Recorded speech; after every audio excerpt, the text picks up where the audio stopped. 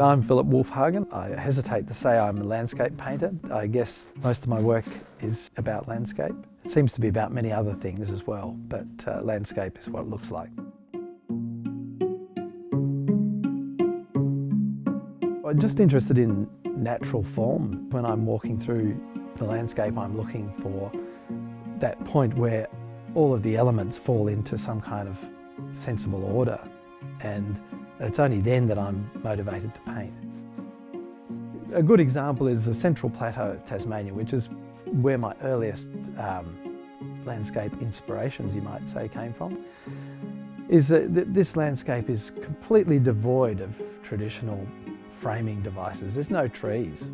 It's just undulations of shrubs and rocks, and you could walk for days and you just occasionally see these beautiful little gardens, and then you take 10 more steps and it's just rubbishy landscape.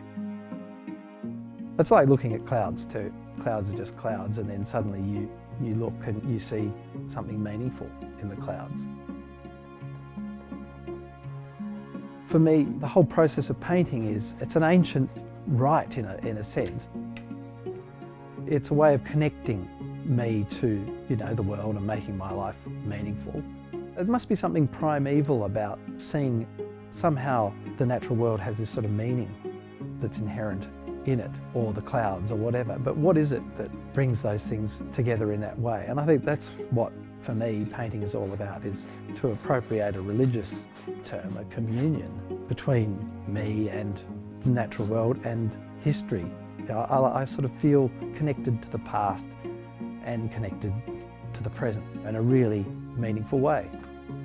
I think that's why I've adhered to the medium of paint, because that's it's a cultural tradition which I feel empowered by. Ever since I started painting, and of course, it's well known I studied printmaking. I loved, Rembrandt, Goya and all the great European exponents of the print. And so it wasn't until in the art school library I discovered a book of Constable's oil sketches that I suddenly, something echoed really deeply for me. His oil sketches of clouds had such a contemporary quality that seemed to really echo, as I say, with my own experience of the world. I decided, well, I'm going to learn to paint clouds, and that's where I started. And of course, all my very earliest paintings were of clouds with just no landscape at all. The horizon just slowly crept up through the composition, and it's gone back down again and back up again, and it just varies for me. It's always somewhere. At the moment, it's back up there again. I'm more interested in the ground. I approach colour very much as a printmaker. It's a spectral palette. I'm interested in the 3 primaries or the 7 colours that are in the spectrum. And I derive all my colours from that standpoint.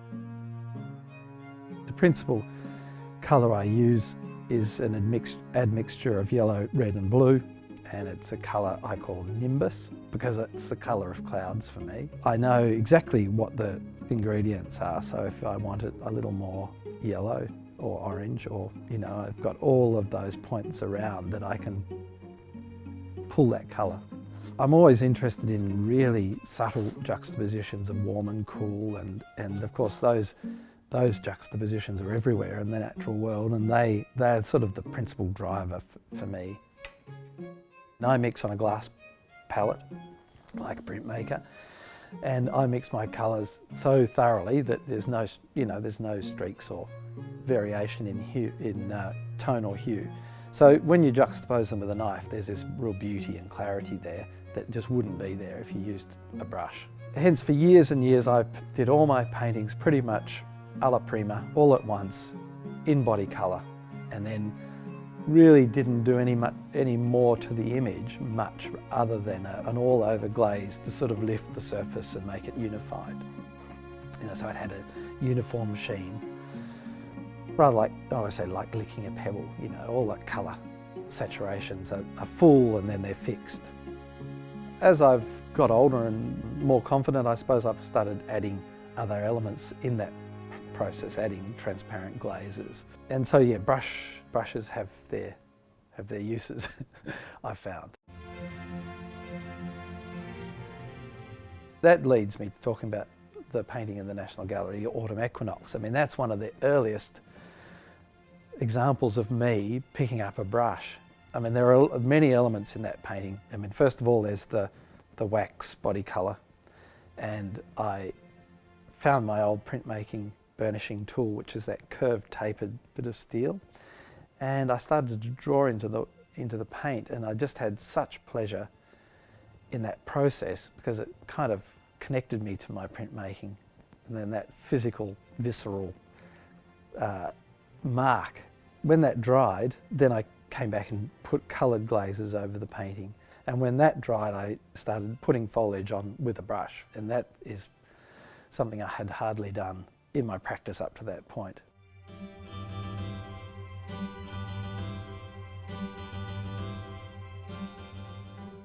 I was really interested in looking at Claude Lorraine at the time and using, you know, figurative tree forms as sort of as somebody described as coulisses, like in the theatre, of theatre sets. Of also just framing this view through.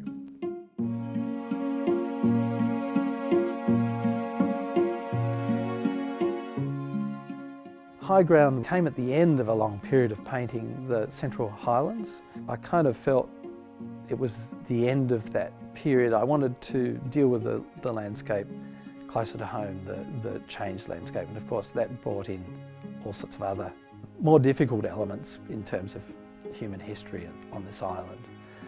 So High Ground is the last painting of pure wilderness, if you like. I just felt a sense of celebration in that painting. It was kind of a glib title, but it was kind of literal, and also spoke about where I thought I was at that time.